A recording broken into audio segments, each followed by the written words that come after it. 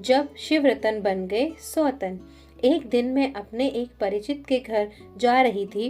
गंगा किनारे की घनी आबादी वाली बस्ती, गलियों की टेढ़ी मेढ़ी चाल देखकर मैं चक्कर में थी। परिचित का पता मेरे हाथ में था।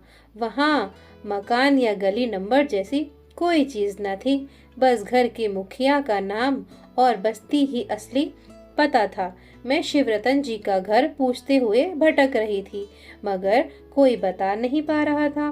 सब टका सा जवाब देते, यहाँ इस नाम का कोई नहीं रहता।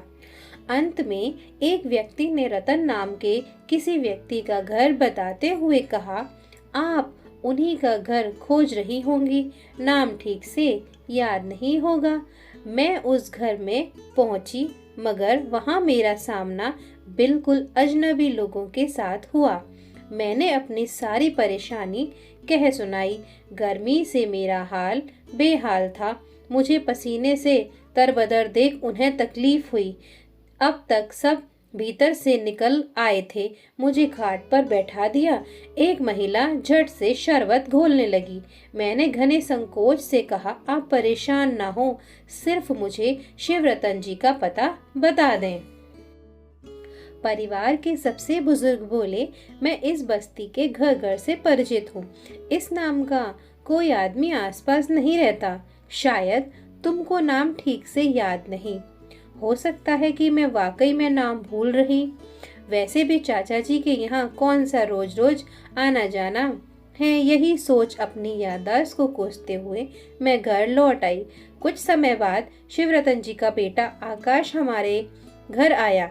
आते ही मैंने उसके सामने उस दिन की भटकन से मिली पीड़ा परोस दी। वह ठठाकर हंस पड़ा। कहने लगा, दीदी तुमने नाम ही गलत पूछा। क्यों? चाचा जी का नाम शिवरतन नहीं है, यही नाम तो सबको बता रही थी। हाँ, नाम तो यही है, पर नाम से क्या होता है? उनका नाम तो बिगड़कर कब का सौतन हो गया। पूरी बस्ती उन्हें इसी नाम से जानती है। मैं समझ नहीं पा रही थी, नाम के इस आविष्कारी बिगाड़ पर हंसूं या रोऊं। आकाश ठीक ही कह रहा था। नाम से क्या होता है? सचमुच कई बार नाम बोलचाल में बिगड़कर व्यक्ति की किसी खास पहचान से जुड़कर कुछ ना कुछ बन जाते हैं।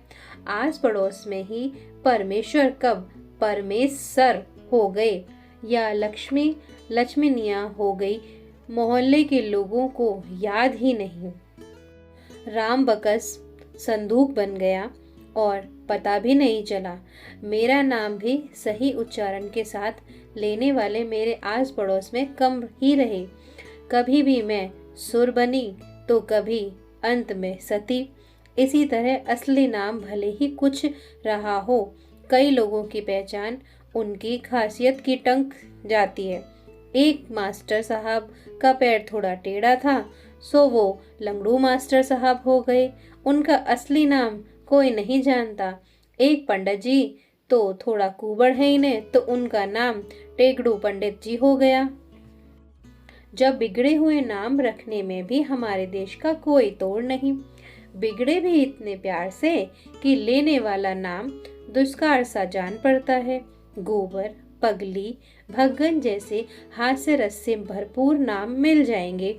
एक लड़की का नाम बोरा इसीलिए रख दिया गया क्योंकि वह ज़्यादा बोरा बिछाकर बैठती। मुझे लगने लगा कि शायद इन बिगड़े नामों को लेकर ही कहा गया है कि नाम में क्या रखा।